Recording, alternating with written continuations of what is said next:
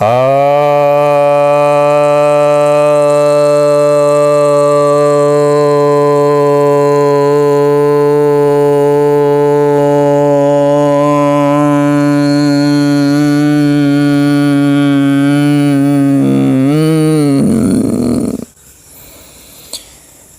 भक्तजनों को सप्रेम नमन। भक्तों, आज मैं आपको महर्षि पतंजलि द्वारा रचित योग सूत्र ग्रंथ के प्रथम अध्याय के 20वें सूत्र के ऊपर कुछ चर्चा करने जा रहा हूँ। यह 20वां सूत्र कहता है, श्रद्धा वीर्य स्मृति समाधि प्रज्ञा पूर्वक इतिरेषाम। अर्थात श्रद्धा वीर्य स्मृति समाधि और प्रज्ञा पूर्वक जो दूसरे योगी हैं, यानी जो विदेह और प्रकृति लय नहीं है, उनकी असंप्रज्ञात समाधि सिद्ध होती है।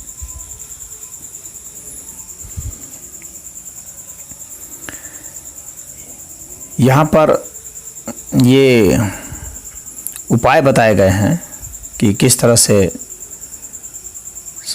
असंप्रज्ञात समाधि सिद्ध होगी। उनके लिए, वैसे योगियों के लिए जो कि विदेह नहीं है, प्रकृति लय नहीं है, यानी जिनको कि पहले का कोई पूर्वाभ्यास नहीं है योग का, तो वैसे लोगों के लिए जिन्होंने अपने पिछले जन्मों में कुछ ऐसा नहीं किया है जिससे कि उनके योग के संस्कार बन जाएं, तो उनके लिए यह उपाय है कि वे किस किस आधार पर असंप्रज्ञात समाधि को उपलब्ध हो सकते हैं। तो यहाँ पर ये उपाय बताए गए हैं, जो श्रद्धा वीर्य स्मृति समाधि और प्रज्ञा, ये उपाय हैं और असंप्रज्ञात समाधि उपेय है।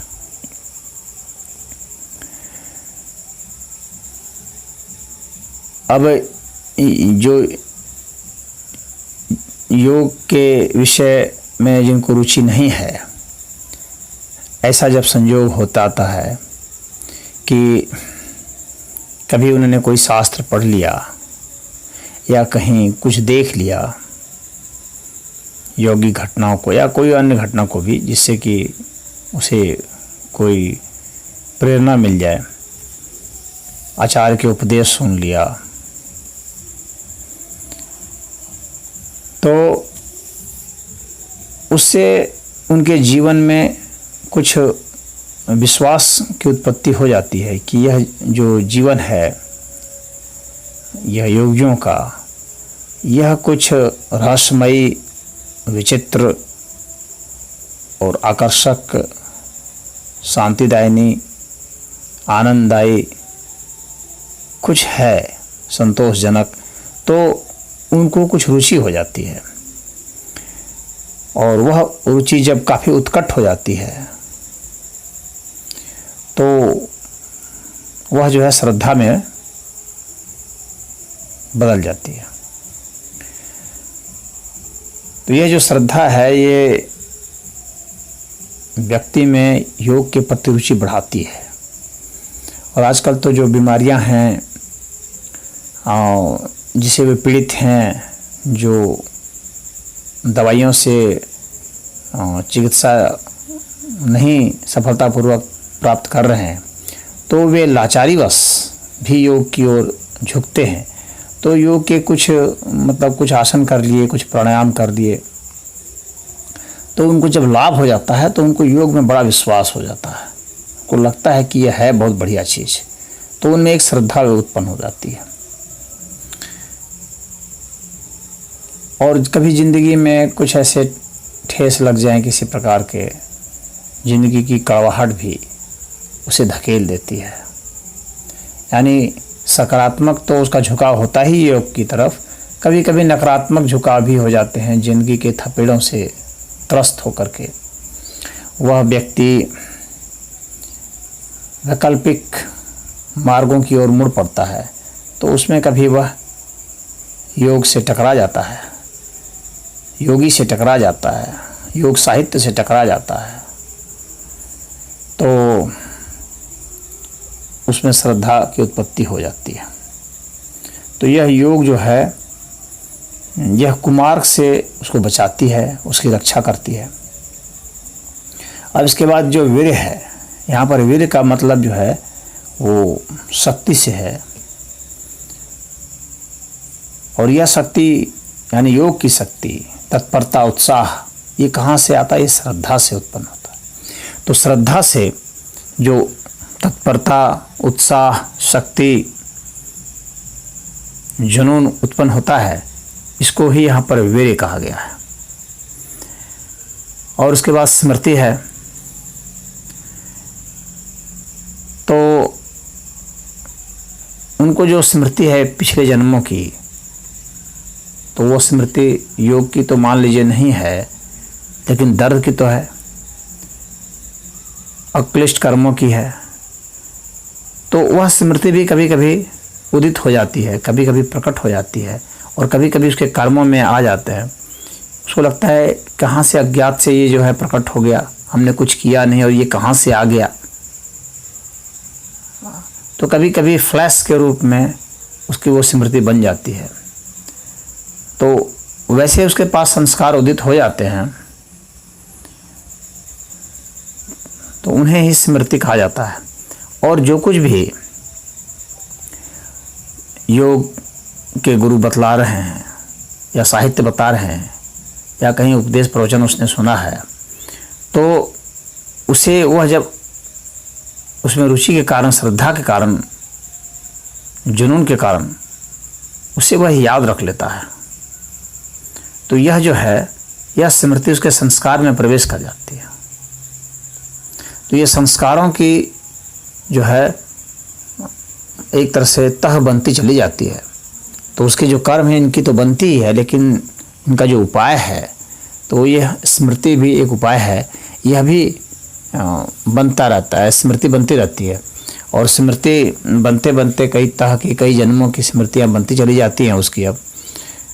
और अभी वर्तमान में भी जो वो कुछ करता है, वो जितना याद रख पाता है उतनी उसकी अच्छी गति होती है। क्योंकि हम लोग को कुछ भी कार्य करने के लिए स्मृति की आवश्यकता होती है। तो जिसमें जितनी विलक्षण स्मृति होती है, वह उतना ही आगे बढ़ पाता है। तो इसलिए यहाँ स्मृति को भी एक बहुत बड़ा उपाय बताया गया है। इसके बाद है समाधि। तो समाधि यानी ये जो है, ये ज्ञान के संस्कार आदि जागृत हो गए, और वो क्लिष्ट कर्म, अक्लिष्ट कर्म जो हैं, और मतलब ये जो द्वेष, राग द्वेष के कर्म हैं, और जो उनका और राग द्वेष से विमुक्ति के जो कर्म हैं, तो उनकी जागृति जब उनमें हो जाती है, तो वो समझने लगता है, सत्य असत्य का निर्णय कर लगता है। तो उसका चित्त जो है एकाग्र होने लगता है योगाभ्यास से, और स्थिर होने लगता है। तो ऐसा जब हो जाता है तो उसकी समाधि लगने लगती है। और फिर यही समाधि धीरे धीरे, वो मैंने जैसे बताया था, संप्रज्ञात समाधि है। फिर उससे फिर आगे बढ़ करके ये असंप्रज्ञात समाधि आ जाती है, जब उसकी प्रज्ञा सिद्ध है, यानी विवेक ज्ञान जो उसका है, यानी काफ़ी उसकी जो समाधि में उसकी बुद्धि काफ़ी सूक्ष्म हो जाती है, और सूक्ष्म होकर के विस्तृत हो जाती है। सूक्ष्म कार्य सिर्फ छोटा ही नहीं होना है, उसका विस्तृत भी हो जाना है, लेकिन गुप्त रूप से विस्तृत हो जाना, अदृश्य रूप से विस्तृत हो जाना, सूक्ष्म रूप से विस्तृत हो जाना, ऐसा मतलब है। तो यह जो विवेक ज्ञान उसको होता है, तो उससे क्या होता है कि वस्तुओं के और स्थितियों के और भावों के यथार्थ स्वरूप का उसे बोध होता है। और इन्हीं के अभ्यास जब धीरे धीरे बढ़ते चले जाते हैं, तो वही पर वैराग्य हो जाता है और पर वैराग्य के अभ्यास से फिर असंप्रज्ञात समाधि सिद्ध हो जाती है। तो हमारे जो चित्त है, कर्माशय चित्त भूमि जो है, जहाँ पर कर्मों के संस्कार पड़े रहते हैं, तो एक तो प्रधान रूप से कर्म रहते हैं जिसको कि नियत विपाक कहते हैं या प्रारब्ध कर्म कहते हैं, और दूसरे जो हैं तो वे संचित कर्म होते हैं जो कि अनियत विपाक होते हैं, और अभी वर्तमान में जो हम लोग कहते हैं क्रियमान कर्म होते हैं।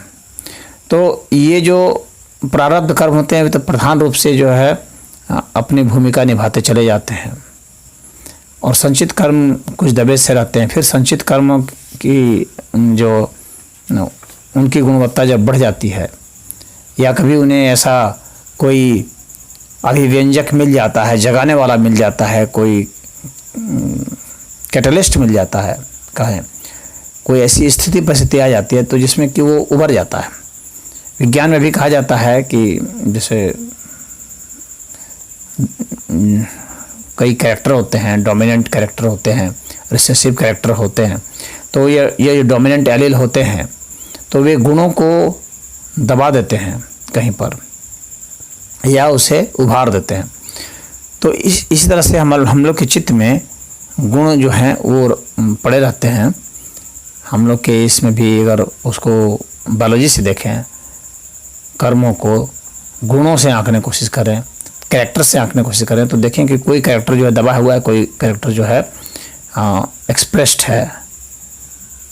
तो जो एक्सप्रेस्ड कैरेक्टर हैं सिर्फ वही कैरेक्टर नहीं है, मौका पार करके जो दबे हुए कैरेक्टर हैं तो वे भी उभर जाते हैं, दबे हुए गुण भी उभर जाते हैं, दबे हुए कर्म भी उभर के आ जाते हैं, दबे हुए विचार, दमित विचार वे भी प्रकट हो जाते हैं मौका देख करके। तो जिनका अभाव प्रतीत होता है सामान्य अवस्था में, तो कभी ऐसे अभिव्यंजक मिल जाने से, ऐसे कैटलिस्ट मिल जाने से वे दबी हुई इच्छाएँ, दबी हुई वासनाएँ, दबा हुआ क्रोध, दबा हुआ काम वासना, दबा हुआ अहंकार, ये सब मौका पाकर प्रकट हो जाते हैं। तो उसी तरह से दबा हुआ योग संस्कार भी प्रकट होता है। तो ये सब चलते रहते हैं, और ये उपाय व्यक्ति करता रहता है। तो उपाय के हिसाब से भी यहाँ पर बताया गया है कि योगी जो हैं वो कितने तरह से प्राप्त होते हैं, यानी इसमें गति क्या होगी। इसमें ये तो बता दिया कि श्रद्धा वगैरह से, वीर्य से, स्मृति से, समाधि से और प्रज्ञा से इसे प्राप्त होते हैं। लेकिन किसको कभी किसी को किसी समय, कभी किसी को किसी समय, तो इसमें जो विलंबित स्थिति हो जाती है, तीव्र स्थिति होती है, तो उसके हिसाब से भी भेद किया गया है।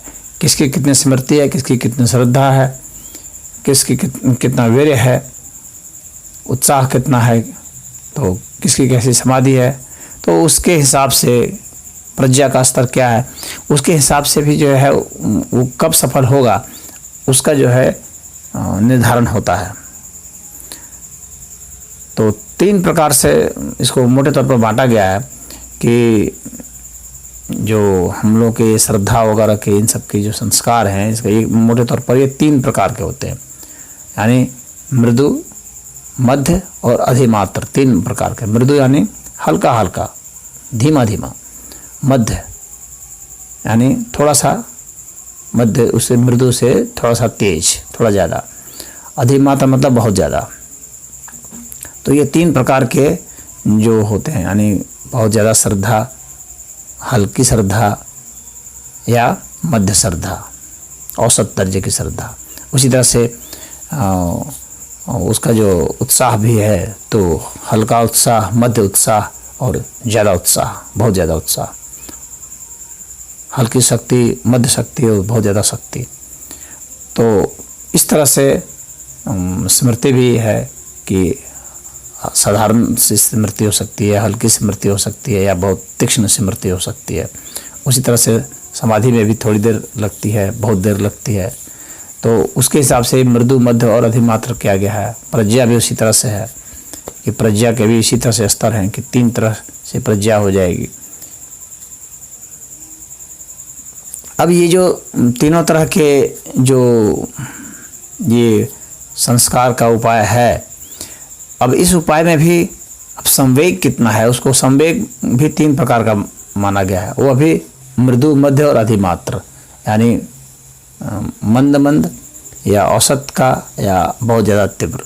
तो इस ये 3 और 3 को अगर हम गुणा कर देते हैं तो 9 प्रकार का भेद उत्पन्न हो जाता है। तो ये 9 प्रकार का जो भेद है इसी से निर्धारित होता है कि वो अत्यंत विलंब से होगा सफल वह व्यक्ति योग में, या अत्यधिक शीघ्रता से सफल हो जाएगा, या औसत चलता रहेगा। तो इस तरह से इनका ग्रेडेशन कर दिया गया है, इनका वर्गीकरण कर दिया गया है, इनका क्रमबद्ध कर दिया गया है कि तो अगर मृदु उपाय है और मृदु संवेग है तो इसका मतलब हो गया कि वह उसको सबसे ज़्यादा विलंब होगा। और अगर अधिमात्र उपाय है और तीव्र संवेग है, यानी अधिमात्र संवेग भी है और अधिमात्र उपाय भी है, तो इसका मतलब हो गया कि वो बहुत जल्द सफल हो जाएगा, तीव्रतम गति से वो असंप्रज्ञात समाधि में उपलब्ध हो जाएगा।